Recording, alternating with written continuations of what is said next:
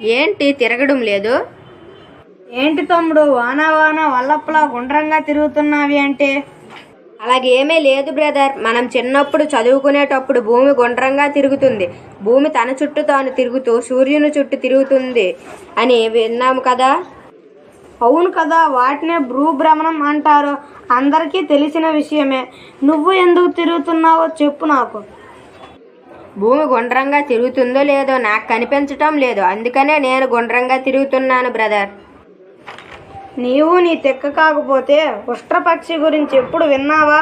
ఉష్ట్రపక్షి శత్రువుల బారి నుండి తనకు తాను రక్షించుకోవడానికి పరిగెత్తి అలసిపోయి ఒక ఇసుకలో బుర్ర పెట్టి నన్ను ఎవరూ ఏమీ చేయలేరు అనుకున్న లోపు వేటాడడానికి వచ్చిన జంతువు ఉష్ట్రపక్షి మొండాన్ని తినేసిందంట. అలా ఉంది నీ తెలివి తమ్ముడు. ఆ ఉష్ట్రపక్షి గురించి నాకెందుకు చెప్తున్నావు? భూమి గుండ్రంగా తిరుగుతుంది కాబట్టి నేను కూడా గుండ్రంగానే తిరుగుతాను. సముద్రం అలలు ఎగిసెగిసి పడుతున్నాయనే నీవు కూడా ఇక్కడ ఎగిసెగిసి గెంతుతావా ఏంటి తిక్కలోడా? బాబు టైం ఎంత అయింది? టైం 300 రూపీస్ అయ్యింది. బాబు నేను అడిగింది టైం ఎంత అయిందని అడిగాను. నేను చెప్పింది కూడా టైం గురించే.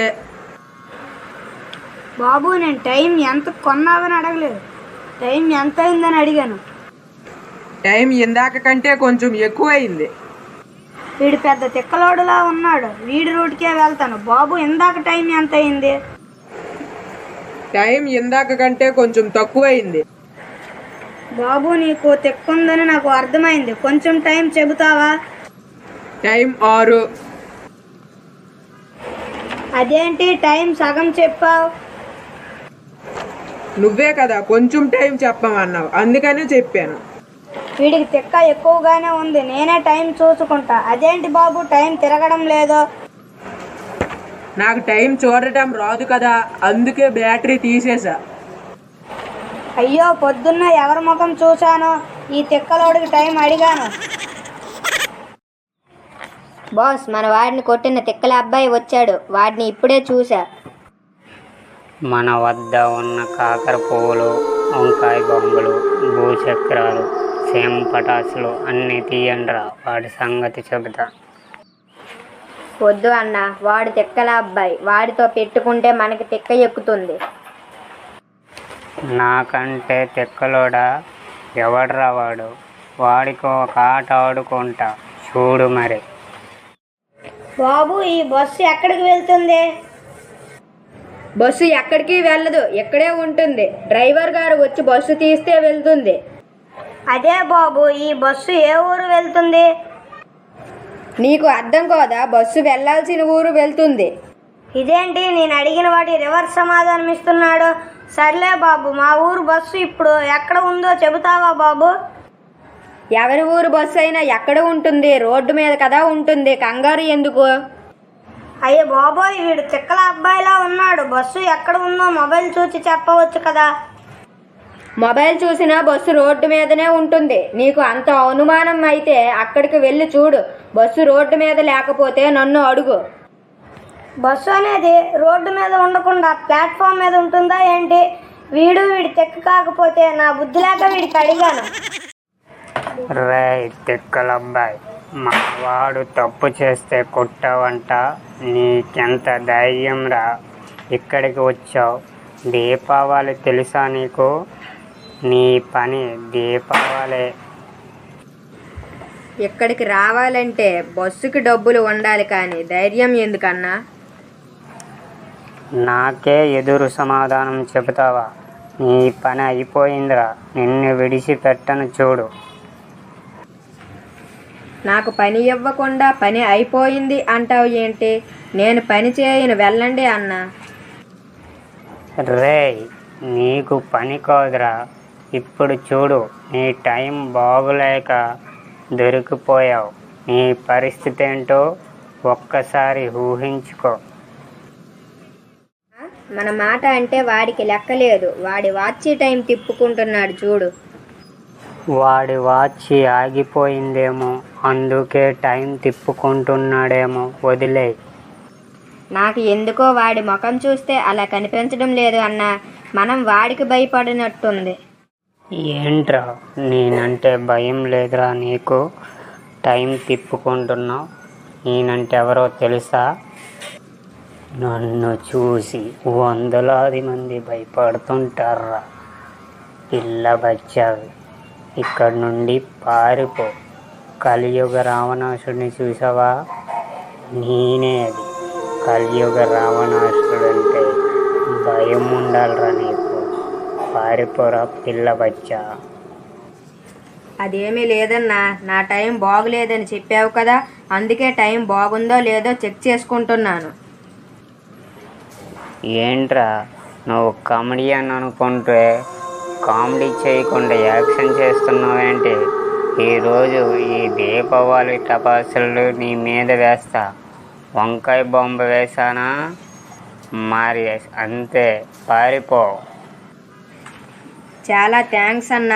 దీపావళి టపాసులు కొనడానికి డబ్బులు లేక ఇబ్బంది పడుతుంటే టపాసులు మీద వేస్తాను అంటున్నావు. థ్యాంక్స్ నీకు. వీడికి నిజంగా తిక్కగా ఉన్నట్లుందిరా. నీవు చెప్పింది నిజమే. తిక్కగా సమాధానం చెబుతున్నాడు. మాటలు ఎందుకన్నా?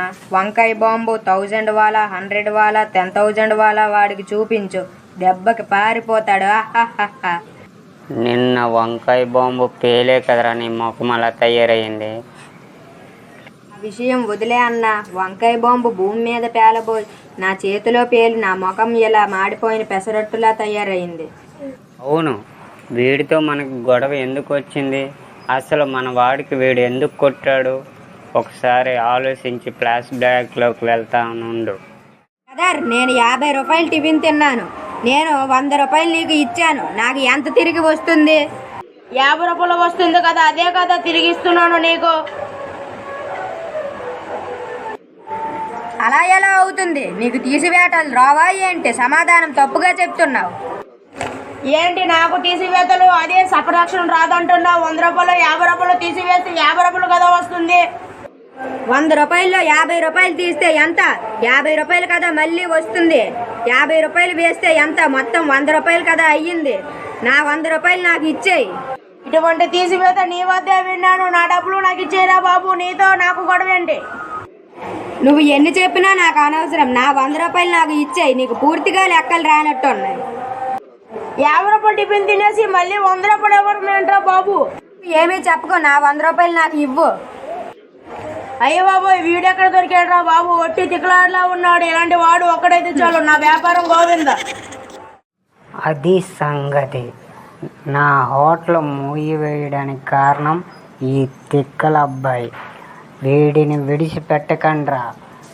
చుట్టూ రౌండప్ చేయండి. చెబుతా వీడి సంగతి. టపాసులు తీయండ్రా. వీడు చేసిన పనికి నా కోట్ల బిజినెస్ నాశనం అయిపోయిందా? నా హోటల్ మూసివేయబడింది. వీడిని విడిచిపెట్టకూడదు.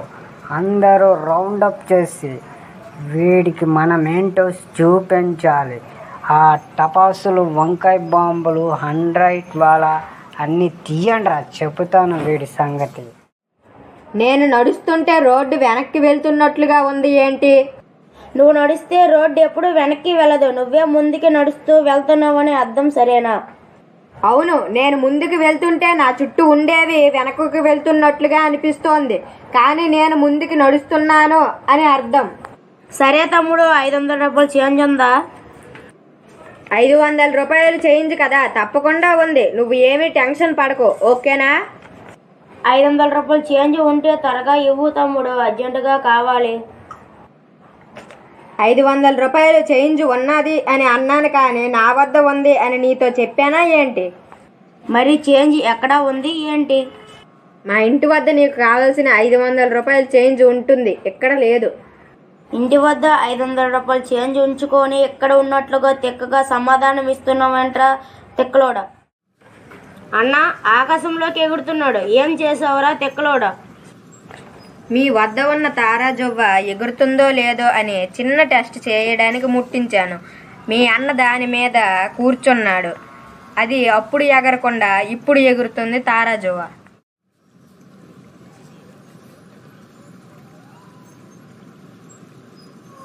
నువ్వేంట్రా గుండ్రంగా తిరుగుతున్నావు? తల ఏమైనా తిరుగుతుందా ఏంటి ఇలా తిరుగుతున్నావు? అన్న ఈ తిక్కల అబ్బాయి నాకెందు భూమి చక్రం వేసాడన్న, అందుకే తిరుగుతుంది, నేను తిరుగుతున్నానన్న. ఈ తిక్కల అబ్బాయి అల్లరి ఎక్కువైపోతుందిరా.